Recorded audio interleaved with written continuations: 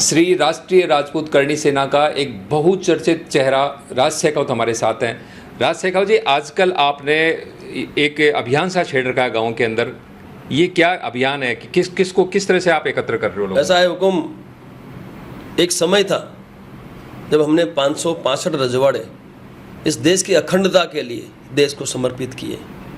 उस वक्त हम सक्षम भी थे और हर क्षेत्र में हम लोग उस वक्त आगे थे, लेकिन आज हम कहाँ हैं हम सब जानते हैं।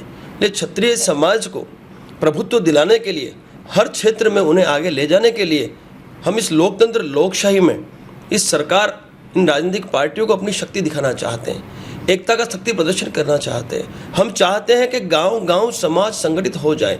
उसी उद्देश्य से हम लोग हर सप्ताह 2 दिन गुजरात के जिले, तहसील और गांवों का प्रवास करके आने वाले समय में पूरे गुजरात के सभी गांवों में समितियों का गठन करना चाहते हैं, संगठन की रचना करना चाहते हैं और करणी सेना परिवार की स्थापना करके अपना एकता का शक्ति प्रदर्शन करके, और जो चुनाव आने वाले हैं 2022 में गुजरात में, उन चुनावों में जहाँ जहाँ हमारा प्रभुत्व है वहाँ वहाँ हम इन राजनीतिक पार्टियों से टिकट लेंगे। ये टिकट नहीं देते हैं तो हम अपक्ष में भी लड़ा के अब हमारे समाज को हम इस लोकतंत्र लोकशाही की जो राजाशाही है, वो राजाशाही है सरकार में। ये धारासभ्य जो ये विधायक हैं, ये सांसद हैं, ये जो मंत्री हैं, ये आज के राजा महाराजा हैं। शेखावत जी, 1 मिनट में आपकी बात काटना चाहूंगा। मुझे पूरा कंप्लीट करने दीजिए। वहां मुझे मेरे समाज को वापस भेजना है साहब। वहां भेजने के लिए ही मैं ये सारा एकता का शक्ति प्रदर्शन करने जा रहा हूं, और मुझे पूरा विश्वास है कि आने वाले चुनाव में मेरा समाज ज़्यादा से ज़्यादा संख्या में इन राजनीतिक पार्टियों में अपनी भूमिका सुनिश्चित करेगा। नहीं, ये बात जो आप कह रहे हैं कि भूमिका करेगा, ये तो करणी सेना शुरू से ही अपने शक्ति प्रदर्शन करती रही है। अब आप नया क्यों कर रहे हैं? क्या ये तो मतलब नहीं है कि पिछले दिनों आप अरेस्ट हुए तो आपको देखने के लिए कोई नहीं आया, आप जेल से छूटे तो आपको रिसीव करने के लिए भीड़ नहीं थी? नहीं, तो क्या आप अपना जनाधार बढ़ाने के लिए, अपनी फॉलोअरशिप बढ़ाने के लिए ये सारी कवायद नहीं कर रहे हैं? आपको गलतफहमी है। जब मैं गिरफ्तार हुआ तो मेरे लिए रिवॉर्ड था। जैसे आपने कहा कि जो अत्याचार मुझ पे गुजरात सरकार ने किया, उसके बाद समाज का कोई उस तरह का सपोर्ट नहीं मिला जिस तरह से मिलना चाहिए। तो हुकुम मैं बताना चाहता हूँ आपको कि जो मैक्सिमम जो मेरा फॉलोवर है वो युवा है। कोई जॉब कर रहा है, कोई अपने करियर के बारे में सोच रहा है, कोई तैयारी कर रहा है। और ये राजकीय लोग, ये नेता, ये मंत्री, ये अपने सत्ता का दुरुपयोग करके इन युवाओं के करियर को खराब करने की मंशा रखते हुए बाकायदा कॉल करके उन्हें रोकते हैं। ये हुआ है। और दूसरी बात, जब मुझे पता है मेरे पे जो केस हुए हैं वो केस कानूनी एक प्रक्रिया के तहत हुए हैं, वो कानूनी प्रक्रिया से मैं वैसे ही बाहर आने वाला हूँ। कोई मैंने मर्डर तो किसी का किया नहीं है, जो भी किया है समाज के लिए किया है। तो मैं नहीं चाहता था कि मेरे समाज के युवाओं का भविष्य बदले, मैंने उन्हें रोका था। मैंने मेरे पेज के माध्यम से एक मैसेज वायरल किया था कि कोई भी सरकारी संपत्ति या प्राइवेट संपत्ति को नुकसान नहीं करेगा, कोई विरोध प्रदर्शन की आवश्यकता नहीं है। ये कानूनी प्रक्रिया, इस प्रक्रिया से हम निकल जाएंगे, फिर से हम मैदान में आएंगे, फिर से हमारे जो कार्य हैं हम करते रहेंगे। हमें किसी से डरने की आवश्यकता नहीं है। हम गलत तो है नहीं। समाज को एक करना, संगठन की रचना करना, समितियों का गठन करना और गांव-गांव में समाज को शक्तिशाली बनाना कोई गलत काम तो है नहीं। मैं कोई क्राइम तो कर नहीं रहा हूँ। इसलिए भविष्य में इनका हम पे कोई असर पड़ने वाला नहीं है।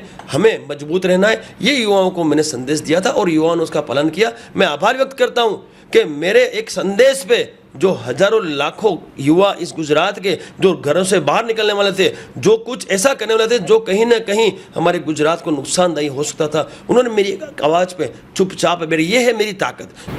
राज जी, आप जो अभी ये यात्राएं चला रहे हैं, बात तो आप क्षत्रियों की करते हैं, लेकिन कभी आप काठियावाड़ों को इकट्ठा करते हैं, कभी किसी को करते हैं, कभी किसी को कहते हैं। दूसरी ओर कई प्रदेशों के अंदर जाते हैं कि आपकी करणी सेना बात राजपूतों की करती है और दूसरे लोगों को अब क्षत्रिय होने का सर्टिफिकेट बांटती है। ये क्या ड्रामा है? ये गलतफहमी है आपकी भी गलतफहमी है, और जो ये बातें करें उनकी भी गलतफहमी है। चाहे गराजदार हैं, चाहे काठी हैं, चाहे करड़िया, चाहे नड़ौदा हैं, चाहे जागीरदार है, जितने भी हैं वो हमारा परिवार है।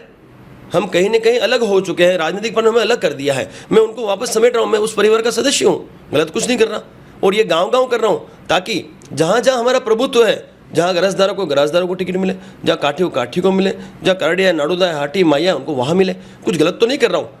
मतलब आप ये सामाजिक कामों के लिए जो करनी सेना बनी थी, ये छोड़ के आप सारा का सारा राजनीति की चुनाव की तैयारी कर रहे हैं? प्रत्येक क्षेत्र में समाज को आगे ले जाना है, वो फिर राजकीय हो, व्यावसायिक हो, शैक्षणिक हो या रोजगारिक हो। तो संगठन है, संगठन का ये दायित्व बनता है कि अपना समाज हर क्षेत्र में अपना दायित्व, अपना अधिकार सुनिश्चित करे। तो मैं जो कर रहा हूँ हर क्षेत्र में कर रहा हूँ, और राजकीय क्षेत्र में भी मेरा समाज एंट्री लेता है और उन्हें प्रभुत्व मिलता है, तो इस समाज को, इस देश को, इस राष्ट्र को फायदा, ये नुकसान नहीं है कोई चीज़ का। इतिहास गवाह है, क्षत्रियों ने इस देश की रक्षा के लिए अपनी आहुति दी है, इस देश के लिए अपना बलिदान दिया है। सब लोग कहते हैं कि क्षत्रियों की संख्या कम है। क्यों कम है? क्योंकि हमने इस देश के लिए अपना बलिदान दिया है, किंतु हम कम हैं लेकिन फिर भी शक्तिशाली हैं। और जिस दिन देश को रक्षा की जरूरत पड़ेगी तो ये क्षत्रिय ही इस देश के काम आने वाला है। मतलब कुल मिला करके आपको जो सरकार का आपसे झगड़ा चल रहा है, आपको गिरफ्तार किया गया, आपके ऊपर और आपके जो कार्यकर्ताओं को पाबंद किया जा रहा है, तो ये सब बदला आप राजनीतिक रूप से क्या इनको चुनाव में हरा करके लेंगे? क्या इसकी तैयारी चल रही है? नहीं, बदले की आवश्यकता नहीं है हुकुम, कोई बदले की आवश्यकता नहीं है। मैंने जो कार्य किए वो समाज के लिए किए। सरकार को जो सही लगा सरकार ने किया, मुझे जो सही लगा मैंने किया, क्योंकि मैं करणी सेना का एक वफादार सैनिक हूँ सर। और करणी सेना या समाज ने मुझ पर कई जिम्मेवारियां दी है, तो मुझे ईमानदारी से वो निभानी है। और जो सरकार से जुड़े हुए हैं, जो राजनीतिक पार्टी से जुड़े हुए हैं, वो उनके वफादार हैं, वो उनका कार्य करेंगे, मैं मेरा कार्य कर रहा हूँ। परंतु मैं ये अवश्य कहना चाहता हूँ आपके माध्यम से कि अब जहाँ जहाँ हमारा प्रभुत्व है वहाँ से हमें टिकट चाहिए, फिर कोई भी पार्टी दे, बीजेपी दे, कांग्रेस दे, आम आदमी दे या अपक्ष हो, हम उन्हीं को जिताएंगे जो हमारे समाज में प्रभुत्व रखता है और जो हमारे समाज से उम्मीदवार सुनिश्चित किया जाता है। गुजरात की राजनीति में क्षत्रिय नेतृत्व को ख़त्म किया जा रहा है। आप देखिए, लोकसभा के चुनाव में हमें कहीं टिकट नहीं मिली, तो हम ये कतई नहीं होने देंगे, हम ये कतई नहीं होने देंगे। अब आने वाले जो भी चुनाव होंगे, सरपंच से लेके सांसद तक के चुनाव में जहाँ जहाँ हमारा प्रभुत्व है वहाँ हम टिकट भी लेंगे और हमारे समाज के उम्मीदवार को जिताएंगे और उसको हम सरकार और इस व्यवस्था में अवश्य भेजेंगे। किसे? राज शेखावत जी, वैसे तो आप युवाओं को भड़का करके उन पे मुकदमे लगवाते हो और करते हो, लेकिन फिर भी आप उनके लिए क्या संदेश देना चाहेंगे? उनका कैरियर किस तरह से बने? जहाँ तक केस की बात है, अयोध्या में श्री राम जी पे भी केस किया गया, हम सब जानते हैं। और केस जीतने के बाद अयोध्या का मंदिर बन रहा है। इस हिंदू राष्ट्र में ये दुर्भाग्य है हमारा कि हमें हमारे प्रभु श्री राम के मंदिर को बनाने हेतु भी केस लड़ने पड़ रहे हैं। तो ये तो सरकार और प्रशासन का काम है, वो करते रहे। किंतु मैं युवाओं को एक संदेश देना चाहता हूँ कि ये देश हमारे सबकी धरोहर है और यूथ दिशा और दशा दोनों बदलने की ताकत रखता है। मैं उनसे यही कहना चाहता हूँ कि आप हर क्षेत्र की तैयारी करें, हर क्षेत्र में आगे आएँ और इस देश को शक्तिशाली बनाएं, क्योंकि ये देश युवाओं पे टिका हुआ है, युवाओं के प्रभुत्व पे ये देश आगे के समय में चलने वाला है। तो मैं उनसे ज़रूर अपील करूंगा कि अब समय आ गया है, आप संगठित होके और प्रत्येक क्षेत्र में आगे आने के लिए आप तैयारी अवश्य करें। राज शेखावत जी, आपसे एक आखिरी सवाल, ये आपका जो वेश है ये बदलने का क्या कारण है? बिल्कुल, एक महीने पूर्व मैंने ये ड्रेस बदला है, ये मेरा भेष बदला है। आप सब जानते हैं कि ये केसरिया सूर्य का प्रतीक है और ये भीष्म प्रतिज्ञा का प्रतीक है। तो आपने ऐसी क्या भीष्म प्रतिज्ञा कर ली? मैंने बिल्कुल भीष्म प्रतिज्ञा ये की है कि जब तक गुजरात में क्षत्रियों का नेतृत्व नहीं आ जाता तब तक मैं शांति से नहीं बैठूंगा।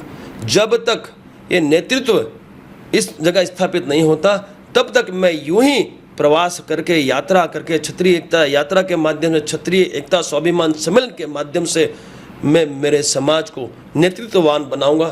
तब तक ये बाना यूं ही चलता रहेगा, ये वस्त्र मेरा यूं ही धारण रहेगा और ये मेरी प्रतिज्ञा है, ये मेरा प्रण है।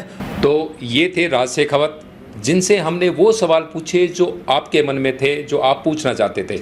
इन चुपते हुए सवालों के इन्होंने जो जवाब दिए हैं वो आप कितने संतुष्ट होते हैं ये आपके ऊपर निर्भर है। और हाँ, एक बात और कि यदि आपके मन में और भी कोई सवाल हो तो आप इस वीडियो के कमेंट्स के अंदर लिखें, ताकि हम अगली मुलाकात में आपके जो सवाल है वो फिर राज शेखावत से हम पूछेंगे और आपके जो प्रश्न हैं उनका हम उत्तर लेने की कोशिश करेंगे। धन्यवाद।